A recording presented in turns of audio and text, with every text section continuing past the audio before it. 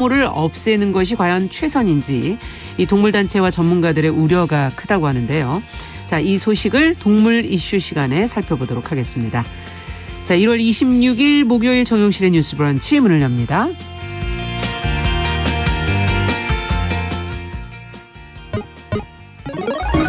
Ladies and gentlemen. 새로운 시각으로 세상을 봅니다. 정용실의 뉴스 브런치 뉴스픽.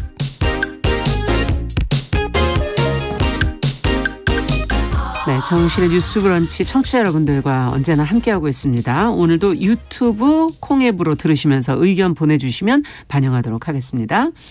자, 첫 코너 뉴스픽으로 저희는 시작을 하죠. 신보라 국민의힘 전 의원 어서 오십시오. 네, 안녕하세요. 네, 조성실 정치하는 엄마들 전 대표 어서 오십시오. 네, 반갑습니다. 자, 앞서 말씀드린 내용부터 먼저 좀 살펴보도록 하죠. 윤석열 대통령이 아랍에미리트 순방 중에 아랍에미리트의 적은 이란이다라는 발언과 함께 지금 이제 후폭풍이 이어지고 있는데 어제는 국방부가 입장을 내놨고 뭐 정치권은 계속 지금 공방을 이어가고 있는데요. 현재까지 상황을 한번 들여다보면서 무엇이 문제일지 또 어떤 또 해결 방안이 있을지 같이 한번 고민해 보죠. 조 대표님. 네, 윤석열 대통령의 이란 관련 발언의 후폭풍이 계속되고 있습니다. 네. 이란 정부 같은 경우에는 한국 정부가 실수를 바로잡으려는 의지를 보였지만 불충분하다고 공식 발표했고요. 네. 이란 쪽에서 우리 대사를 초치한 이후 우리도 맞초치를 하면서 계속해서 외교적인 공방의 모양새를 이어가고 있고 네. 이와 관련해서 외교부가 이제 현재에서 복무하고 있는 우리 국군 장병들을 위로하기 위한 발언이었다라는 취지의 발언을 했던 데 이어서 국방부 차원에서도 동일한 메시지를 다시 한번 내놓으면서 이 발언의 의미를 좀 축소하고 있는 상황입니다. 네. 다만 정치권에서는 처음부터 계속됐던 공방이 민주당을 중심으로 해서 이제 대통령의 부적절한 발언으로 인해서 외교적 후폭풍이 계속될 것이다. 그래서 이것에 관련해서 이제라도 인정을 하고 사실상 사과나 유감 표명을 해야 된다라는 입장과 또 여당을 중심으로 해서는 이것은 공공연한 사실이고 사실 여러 정치인들도 이와 같은 발언들을 해왔다라면서 맞불을 놓고 있는 모양새입니다. 이와 관련해서 전문가들은 이제 이런 역사적인 배경들이 없는 것은 아니지만 그럼에도 불구하고 제3국의 대통령이 나서서 이런 발언을 하게 된 것은 굉장히 외교적으로 큰 문제를 야기할 수 있기 때문에 그리고 4년 5년 전과 또 다른 모양새로 이제 이란과 아랍에미리트의 전국이 가고 있고 무엇보다 미국의 이제 대이란 제재 등에 우리가 동참을 하면서 이란의 여러 가지 자금들이 우리나라에 70억 달러 가량 동결이 되어 있는 것으로 알려져 있거든요. 이것은 전 세계에 동결된 이란의 자금 중에 가장 큰 규모로 알려져 있습니다. 그렇군요. 그래서 사실은 이 부분에 대해서 여러 가지 문제 제기를 하고 싶었던 이란에게 이제 말할 만한 명분을 준 사건이었다라고 평가를 하기도 하고 있고요. 예. 그래서 이후 이제 한국 교민들의 안전이라든지 또 이것이 뭐 제2, 제3의 여러 가지 사태들로 잇따르지 않도록 후속 조치가 필요하다라고 사회적 요구가 있는 상황입니다. 네, 그렇군요. 자, 그러면 지금 뭐 여야의 시각을 잠시 정리를 해 주셨는데 뭐 현격하게 다른 시각을 갖고 있는데 두 분께서는 어떻게 보십니까? 먼저 신보라 의원께 여쭤볼까요? 네, 지금 이제 윤 대통령의 발언과 관련해서 아랍에미리트의 적은 이란이다 이렇게만 이제 언급이 되고 있는데 사실 대통령 발언을 살펴보면 명확하게는 아랍에미리트의 적은 가장 위협적인 국가는 이란이고 우리의 적은 북한이다라는 문장이었어요. 그래서 그것도 맥락상 아랍에미리트가 한국과 형제국이고 형제국의 안보는 우리 안보이니 현지 안보 상황을 직시하고 열심히 근무하라라고 하는 전체적인 맥락상에서 나왔던 발언이거든요. 네. 그리고 아크 부대도 2010년에 아부다비 그 왕세제가 이제 자국의 특수부대 교육훈련을 목적으로 파견해 줄 것을 요청해서 우리가 이제 파병을 한 거고 사실 이제 평화유지군 형식은 아닙니다. 이제 그래서 어쨌든 안보 상황을 이제 직시하고 잘 지켜달라라고 하는 우리 군대에 대해서 한 내부적 발언이었다라고 저는 해석해야 된다고 보고요. 그런 측면에서 이게 사과할 일인가라고 하는 부분을 평가하자면 저는 대통령의 발언이 위치는 지리적으로는 외국이었지만 대상은 우리나라 대한민국의 군인들이었고 내용적으로는 위협이라는 뜻을 담았고 있고 예. 이란이 아랍에미리트 입장에서는 실은 잠재적인 위협 국가인 것은 맞고요. 이제 예. 관계가 경색되기도 하고 긴장 관계 있기도 하다가 지금은 또 이제 풀려가는 어떤 예. 과정에 있는 거라고 보고 그래서 저는 외교적 공개 발언이 아니었고 국내적 발언이었다고 보기 때문에 사과할 문제는 아니라고 보고 취지도 이란을 대한민국의 적국으로 만들겠다는 그 뜻도 아니었잖아요. 네. 그래서 이란이 설명을 요구한 것에 대해서 또 정부와 대통령실과 외교부가 충분히 그런 상황과 설명들을 이란 측에 전달을 했고요. 그래서 지금 이란의 그 자금 방안 아까 말씀하셨던 굉장히 중요한 거죠. 뭐 이란 동결 입장에서. 자금 반환까지 이제 주장을 하고 있는데 저는 네. 이건 이제 별개의 사안이고 발언 또한 한 이란 양자 관계는 무관하기 때문에 이란 측에 충분히 설명을 한 것으로 이제 좀 되었다라고 저는 평가를 합니다. 네. 어떻게 보십니까? 조 대표님께서는? 네, 저는 이제 국내에서 일어나는 여러 가지 정치인들의 발언도 사실상 이전과 다르게 유튜브 등을 통해서 빠르게 확산되면서 전 세계적인 파장을 이끌고 있다는 현실을 대통령이 직시해야 된다고 봅니다. 네. 더군다나 지리적인 위치도 굉장히 외국이었고 무엇보다 이제 첨예하게 당장 일촉즉발의 위험을 안고 있는 이제 아랍 지역의 정세 등을 우리가 고려했을 때 이렇게 부적절한 발언을 부적절한 공간에서 한 것이다라고 결과적으로는 평가를 하고요. 왜냐하면 이게 뭔가 뭐 우리가 지난 한 10여 년 뭐 이렇게 15년 정도의 역사를 거슬러서 생각해 보시면 부시 정국이나 이렇게 거슬러 올라가면서 이란과 북한에 대한 제재들이 전 세계적으로 사실은 다시 또 이렇게 수면 위로 올라왔었고 네. 그런 여러 가지 제재에서 또 이제 핵 문제와 관련된 위험에 대한 뭐 국민적 인식이 아니라 전 세계적인 위험 인식들이 또 있었거든요. 네.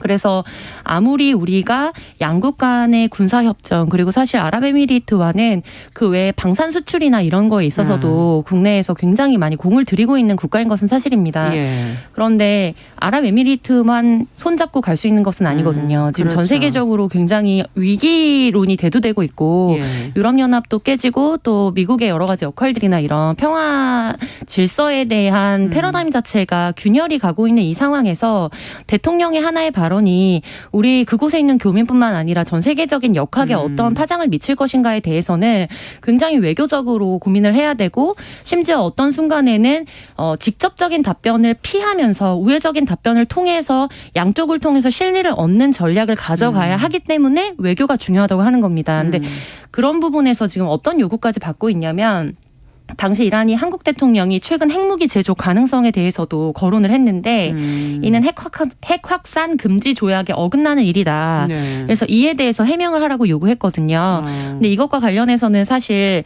핵 확산 금지 조약과 관련된 여러 가지 것들에 대해서 제재 조치에 응하지 않았기 때문에 이란에 대한 전 세계적인 유엔을 중심으로 해서 예. 미국의 제재들이 들어간 역사적 배경들을 우리가 가지고 있잖아요.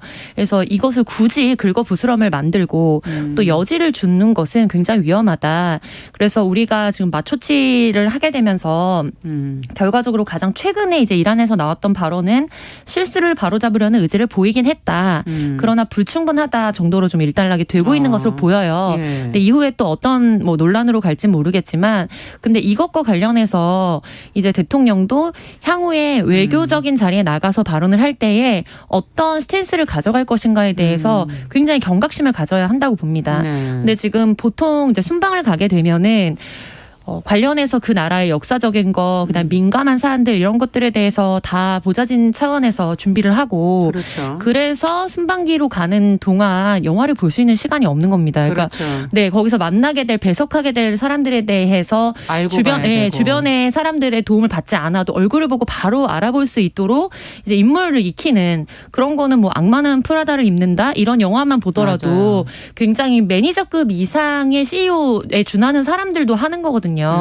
근데 그만큼 외교적이고 사업적인 수완을 가지고 있어야 된다라는 측면에서 향후에 어떤 자리에 가든지 우리 대통령이 준비된 자료에 기반해서 굉장히 국민들에게 위협감을 줄 수 있는 발언을 하지 않겠다라는 결단과 태도를 보여주지 않으면 무엇보다 외교적인 문제가 또다시 촉발될 것은 물론이고 국민들이 대통령이 어디 가서 어떤 발언을 해서 또다시 문제를 일으킬까 불안해하는 이 마음도 대통령 지지율에 저는 직결될 것이라고 봅니다. 네. 어쨌든 경각심을 좀 가져야 된다 이렇게 지금 얘기를 해 주셨어요. 자, 한이란 관계가 뭐 앞서도 얘기해 주신 것처럼 대이란 제재 하나인 70억 달러 동결, 자금 동결로도 지금 이제 아무래도 그리 좋지가 않은데 외교적인 문제는 그럼 어떻게 풀어야 될까요? 지금 실수를 불충분하다, 해명은 불충분하다. 지금 이렇게 지금 이란 쪽에서 얘기를 했다고 하면 민주당에서는 지금 뭐 특사 파견 얘기도 나오기도 하고 어떻게 해서 풀어서 이 문제를 좀 해결하면 더 좋을까요? 사실 이제 문제가 불거지고 나서 저는 외교적 관계에 있어서 실은 이번 순방이 아랍에미리트를 대상으로 이제 한 것이긴 하지만 이 문제가 이제 알려지게 되면서 이란과의 그렇죠. 이제 불화도 생겼기 때문에 그걸 충분히 대통령실과 이제 정부와 외교부가 대응하기 위한 차원에서 충분한 해명과 설명을 했다고 생각해요.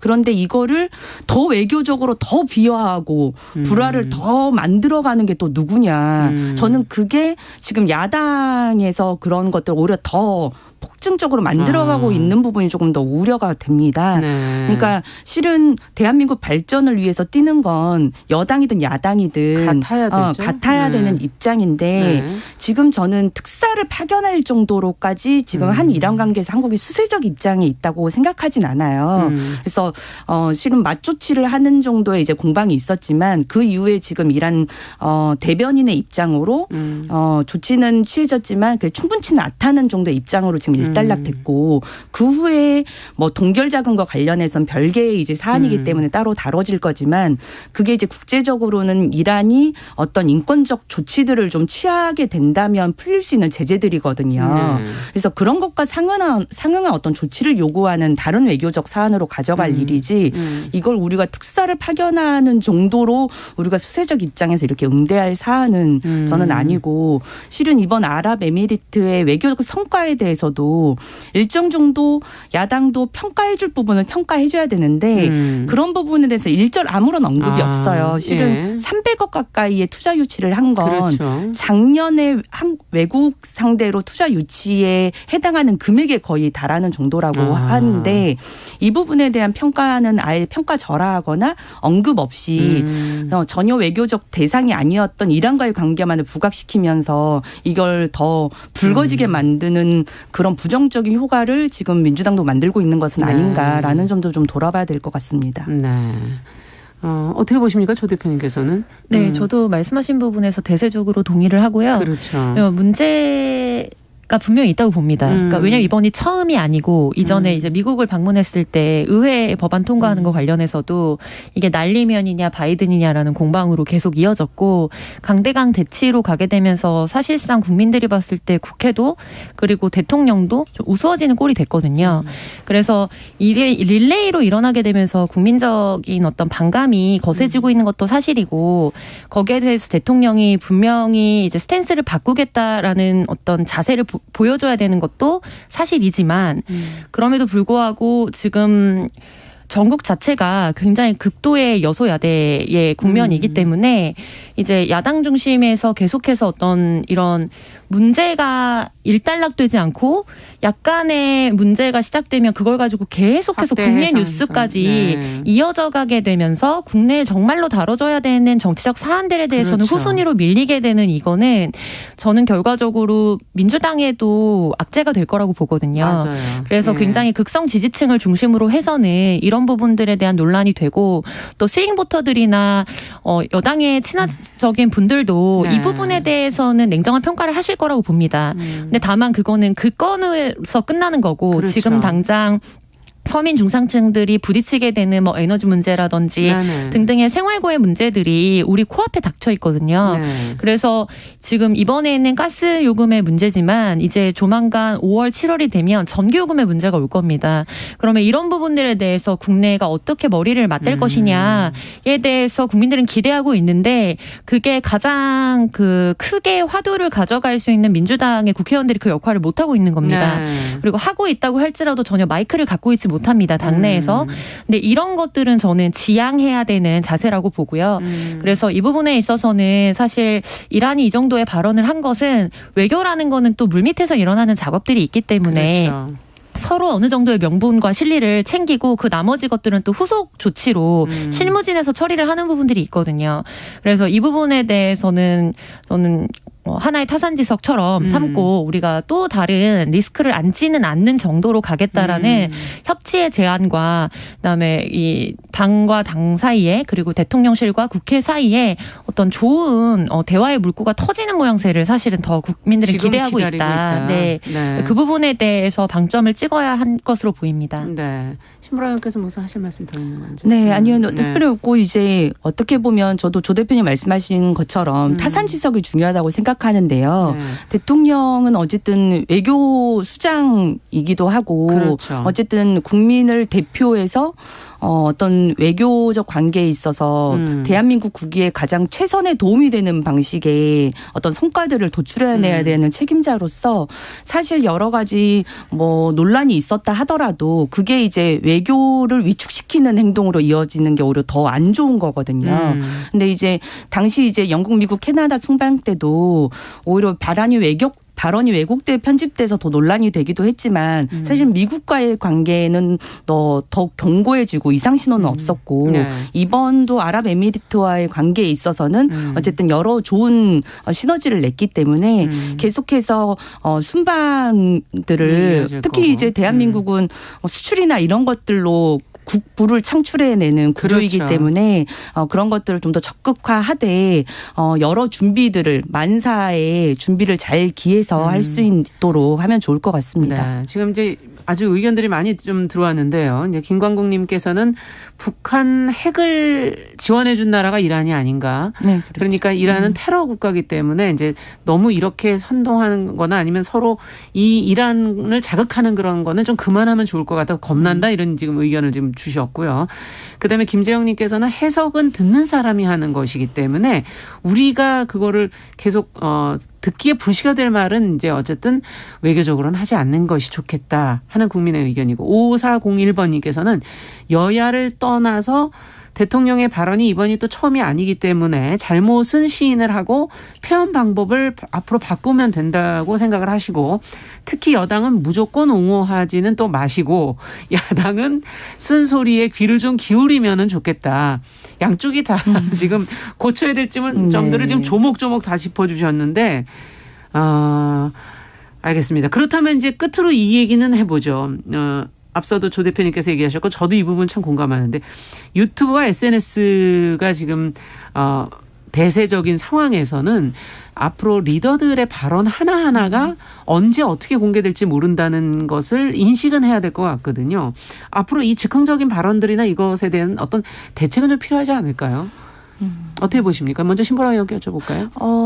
저는 뭐 사실 그런 환경이 시시각각 이제 변화해 오고 사실 내부적인 뭐 발언이든 뭐 저희도 그렇지만 모두가. 정당 안에서 하는 뭐 행사 같은 경우도 요새는 유튜브도 매체가 따라다니고 뭐 공중파도 따라다니고 그렇긴 하기 때문에 당원 내부를 대상으로 하는 발언들도 사실 이제 공개화되면서 사회적 역할을 하는 부분들이 있습니다. 항상 그런 것들을 좀 유념할 필요성은 분명 있을 것 같고요.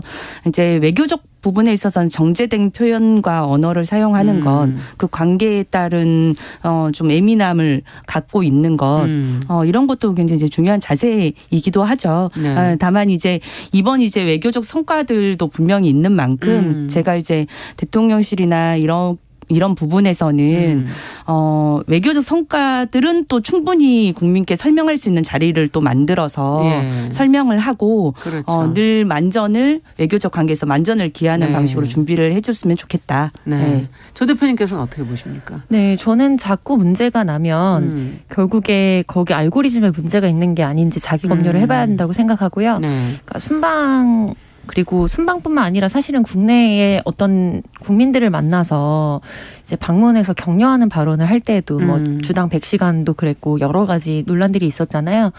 모든 것들이 사실은 오해였다. 언론의 왜곡이었다. 이건 해석상의 차이다라고 계속해서 대처를 하고 있거든요. 근데 그거는 이제 한 번, 두 번은 국민들이 양해할 수 있겠지만 그렇지 못한다는 것 자체가 사실은 이 알고리즘에 무언가 문제가 있다. 그것을 인정하고 어떻게 시정할지에 대해서 대통령실과 대통령은 정말 극한의 노력을 해야 하는 시점이라고 저는 봅니다. 그래서 네. 그 부분은 그렇지만 이제 전체적으로 정치인들의 발언으로 넘어가 보자면 이제 라이브가 모든 생활이 라이브로 중계되는 시대를 우리가 맞습니다. 살고 있잖아요. 네. 그래서 많은 분들 네네 좀 이제 세대가 다르신 분들은 이해하기 어려우실 수도 있겠지만 그냥 일상 뭐 하루에 10시간씩 라이브를 켜놓고 하루 종일 지내는 거를 촬영해서 내보내면 유명인들은 그런 거 같은 경우에도 막 수십만씩 계속 네. 라이브 시청을 하고 그런 시대를 우리가 살고 있거든요. 그래서 결국에는 이 발언이 어떤 외교적이고 사회적 파장을 일으킬지에 대해서 공감각적으로 고민할 수 있는 정치인의 뇌구조가 되게 필요하다. 그렇죠. 네, 그래서 이전처럼 보좌관들도 그런 부분을 네, 맞습니다. 생각해야 되는 거죠. 대변인이나 이제 그 보좌진이 글을 써주면 이제 대통령이나 국회의원이나 정치인들은 그것을 읽는 시대는 지나갔습니다. 맞습니다. 그래서 누가 써준다고 해서 그것을 소화할 수 있는 시대가 아니기 때문에 어떤 사람을 정치인으로 뽑느냐 팀워크보다는 그 정치인 개인의 기량이 훨씬 더 중요해지는 시대로 우리가 치닫고 있는 것 같거든요.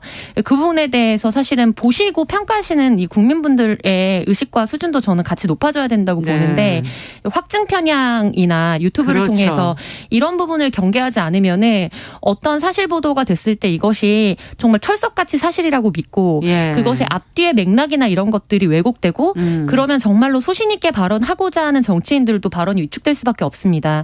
그래서 이 부분에 대해서 국민들의 의식과 수준도 같이 높아져야 이것을 의식하면서 정치인들의 수준도 같이 높아질 수밖에 없다.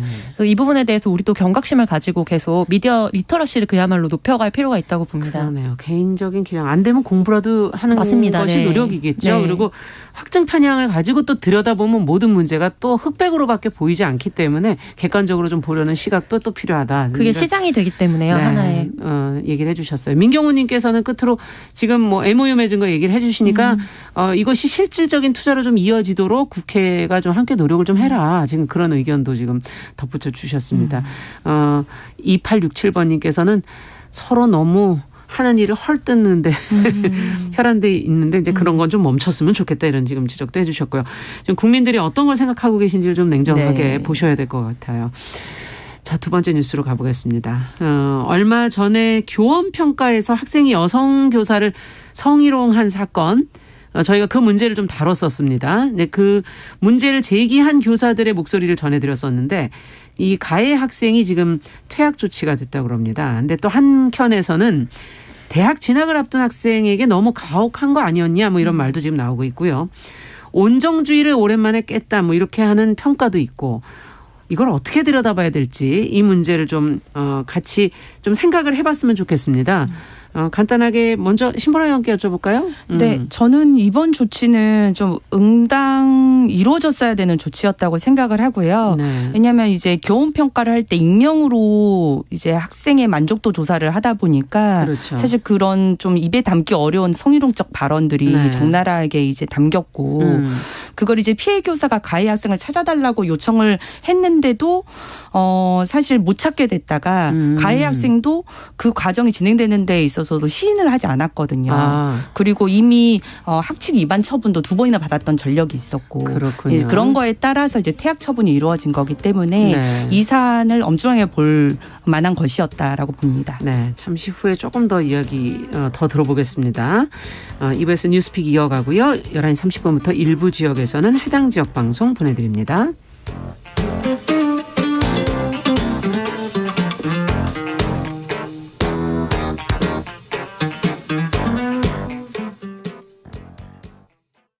지금 시각은 11시 30분입니다. KBS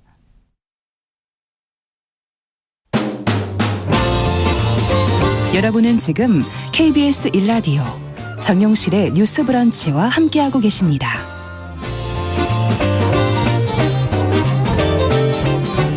네, 뉴스픽 교사 성희롱 사건 가해 학생에 대한 퇴학 조치 어떻게 보시는지 두 분 의견 이제 여쭤봤는데 신보라 의원 다시 한번 좀 정리를 해주시면서요. 네. 설명해 주시죠. 그러니까 이 가해 학생이 남긴 이 성희롱적 발언에 대해서 사실 먼저 교권보호위원회가 열렸을 때 이 문제의 심각성은 이미 퍼진 상태였어요. 근데 이제 가해 학생이 먼저 그게 자신이 썼다라고 시인을 하지 않았고, 그 다음에 이제 경찰 조사가 이루어지고 나서야 이제 특정이 되니까 그때서 이제 교권보호위원회에 나가서 자신이 사과하고 싶다라는 걸 밝혔다는 거예요.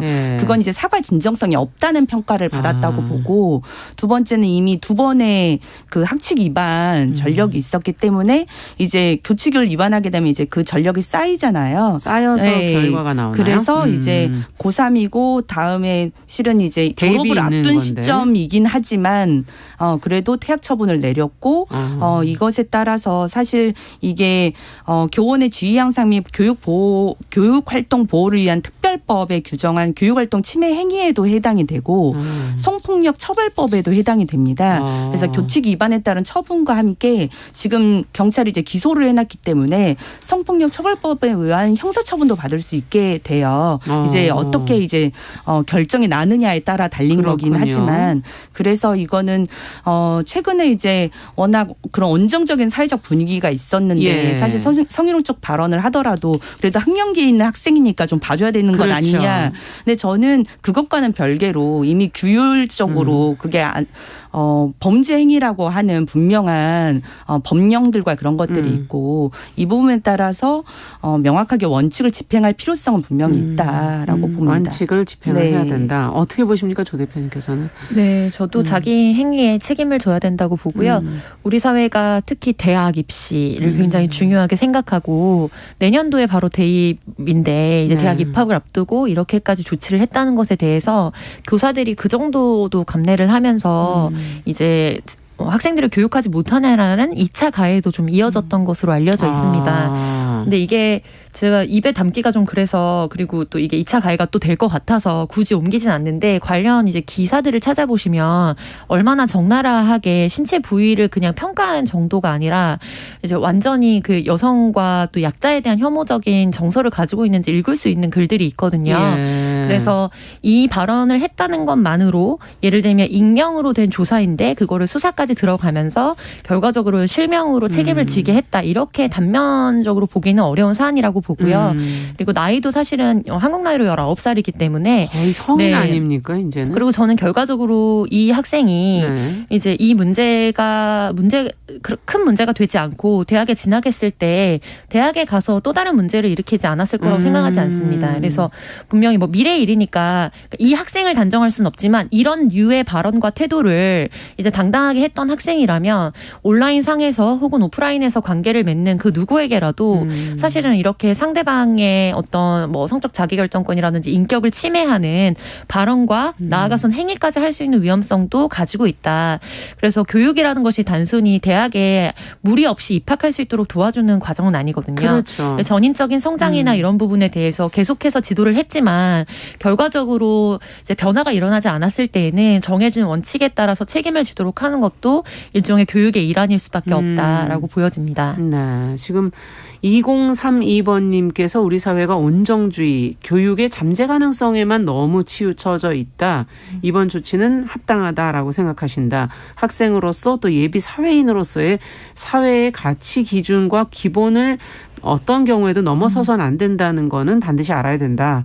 이제 입시 앞둔 학생이라고 온정주의에 따라 처리를 한다면 성인 사회로 진입하면 더 위험해진다. 지금 굉장히 비슷한 의견을 주신 분도 있었고요. 5326번님께서 학생이 스승을 바라보는 마음과 자세 잘못됐다고 생각한다. 엄벌에 처해야 된다. 자, 끝으로 한 말씀씩 정리 짧게 해 주시죠. 이제 무엇을 또 저희가 중요하게 생각해야 될지. 네. 어쨌든 뭐 지금 재심 청구, 가해 학생은 재심 청구를 하겠다는 했겠죠. 의향도 있다고 하는데요. 네. 어쨌건 어떤 처분과 처벌을 받다 하더라도 그것에 따른 이행도 중요하지만 어떤 교화, 학업, 사회적 그렇죠. 구성원으로서 올바른 성장을 위한 후속 개입도 중요하다고 생각하고요. 그런 부분에 따라서 그냥 퇴학 했다는 이유만으로 방치 방관해서는 안 된다라는 점을 또 생각하게 되고 지금 이것 때문에 교원평가 폐지론이 또 나오기도 하고 있어요. 네. 근데 저는 그건 좀 잘못된 접근이다. 오히려 대학도 지금 강의 평가를 하면서 강의의 어떤 질적 재고가 또 있는 만큼 어떤 익명으로 하진 않지 않습니까? 대학은? 아니요. 강의 평가도 익명으로 합니다. 아. 다만 이제 성희롱적 발언이 처벌 대상이 될 수 있음을 정확히 좀 고지하고 주지해야 되겠군요. 수업과 네. 역량에 대한 평가 위주로 해야 된다는 걸 반드시 고지 인식하도록 그런 거 보완 방안을 마련하는 게 훨씬 더 중요하다. 그렇군요. 네. 어떻게 보세요, 조 대표님? 네, 온라인상에 공개가 되든 안 되든 익명이든 실명이든 상관없이 말과 글은 한 사람의 얼을 담는 그릇입니다. 맞습니다. 그 부분에 대해서 어른이든 청소년이든 아동이든 정말 한 사람의 건강한 사회 구성원으로서 자랄 수 있도록 돕고 자신이 처해진 지위에 걸맞게 발언할 수 있는 말의 태도를 견지하는 사회가 됐으면 좋겠다. 네. 네, 이렇게 말씀드리고 네. 싶습니다. 뉴스픽 오늘 여기까지 말씀 듣겠습니다. 조성실 정치하는 엄마들 전 대표, 신보라 국민의힘 전 의원 두 분과 함께했습니다. 감사합니다. 감사합니다. 감사합니다. 남성의 입장에서 여성의 입장을 이해하는 그래서 사실 이 역지사지의 태도가 한국 사회로 지금 필요한 것이